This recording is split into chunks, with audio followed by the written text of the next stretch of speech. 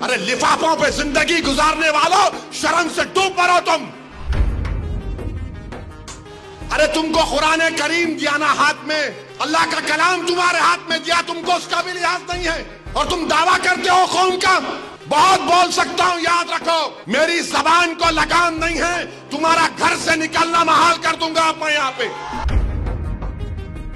یاد رکھو تم لوگ جو کام کر رہے ہو نا، تم مہاراشٹرا کے مسلمانوں کو نہ صرف کمزور کر رہے ہو بلکہ تم ان کی آواز کا گلا گھونٹ رہے ہو۔ ارے تم الیکشن لڑو، ہم تمہاری تائید کرنے کو تیار ہیں، کب تک تم یہ سیاست کرو گے؟ کہاں وہ لوگ جو اورنگ آباد میں بولے تھے امتیاز جلیل کو ووٹ مت دو، اس سماجوادی پینڈیٹ کو ووٹ دو، بولے تھے ارے چہرہ دکھاؤ اورنگ آباد کے عوام کے سامنے تم۔ ارے لفافوں پہ زندگی گزارنے والوں، شرم سے ڈوب مرو تم۔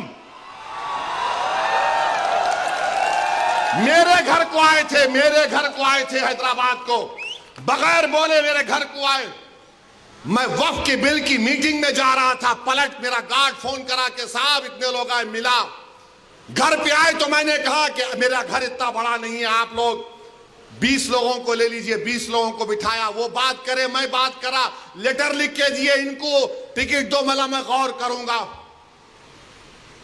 پھر جانے سے پہلے میں نے کہا اللہ کے ولی کہ انگریزی قرآن کا ترجمہ جو ترکی کا چھپا ہوا ہے اس کی 4 کاپیاں ان ذمہ داروں کو دیا کہ آپ میرے گھر کو آئے، یہ کہ اللہ کے ولی کی قرآن کا ترجمہ ہے، ایک ایک کے ہاتھ میں دیا۔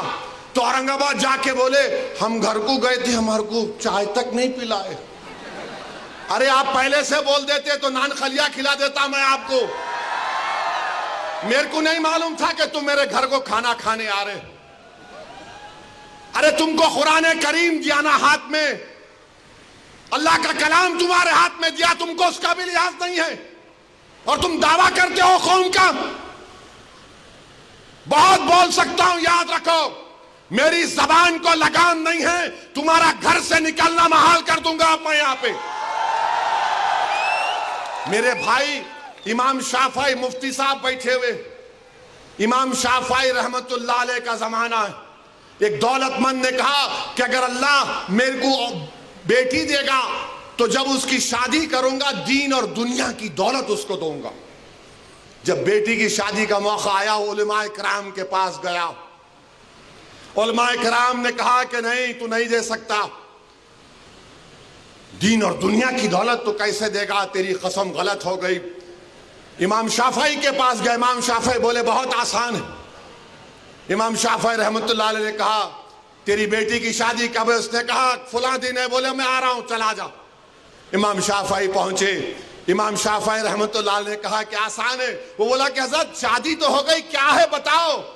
بولے قرآن اپنی بیٹی کو دے دے، دین اور دنیا کی دولت اس کو دے چکا، میں ان کو دیا، 4 قرآن دیا ان کو، اور بول کے دیا کہ آپ میرے گھر کو آئے، مجھے پتہ نہیں ہے، میں وکیلوں کی میٹنگ میں جا رہا تھا، پلٹ کر آیا آپ کے لیے، یہ قرآن کریم کا تحفہ آپ کو دے رہا ہوں۔ ارے تم کو اویسی سے مجلس سے نفرت ہے مگر قرآن کریم کی تو عظمت کا تم لحاظ رکھ لیتے۔